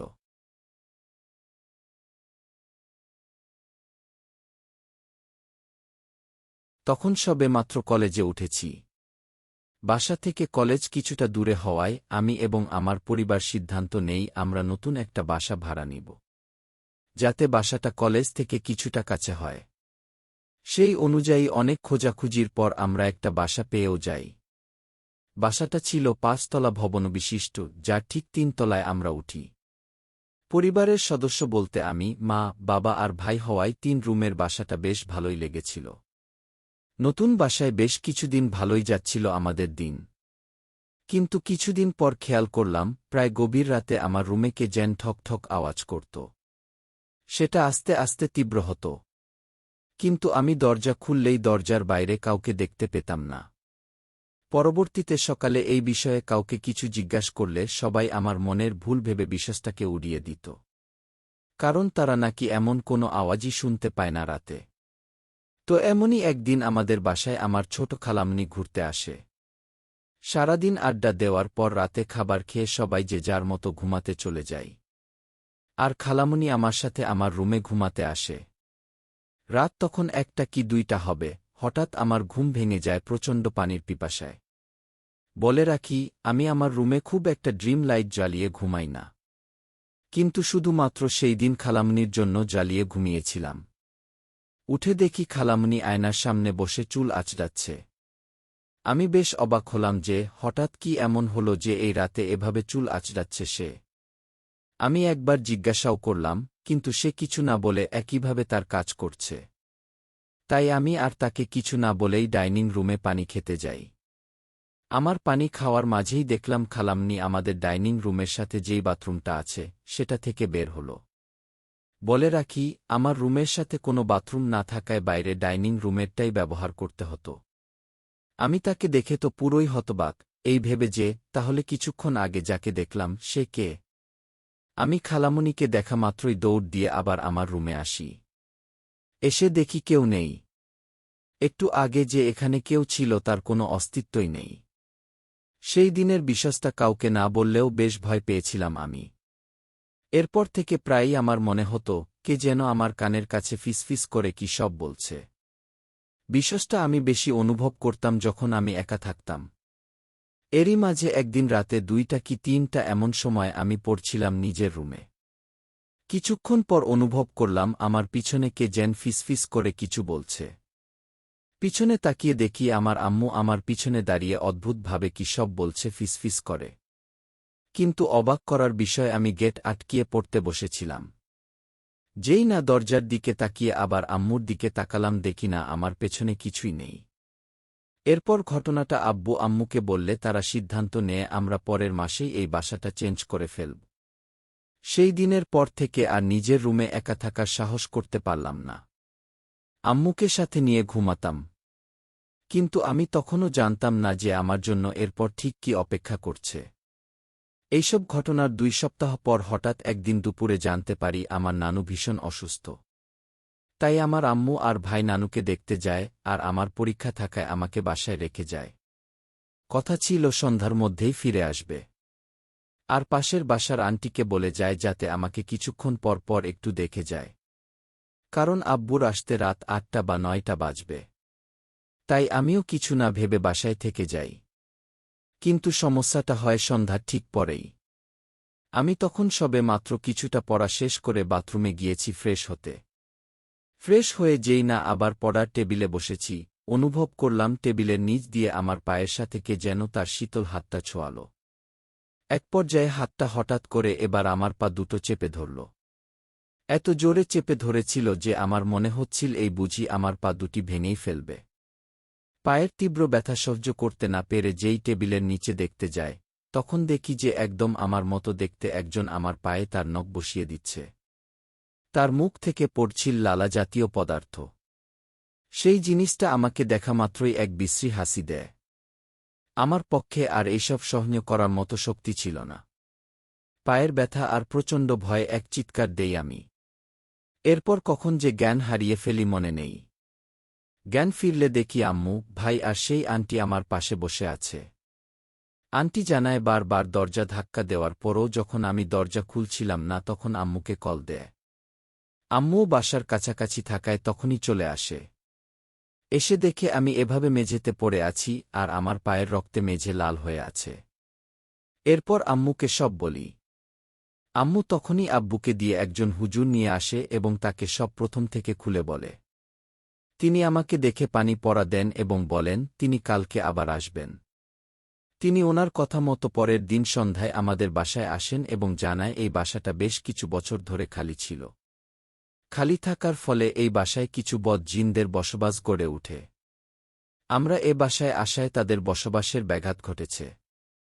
আমার উপরেই সবার প্রথম ওদের নজর পড়ে।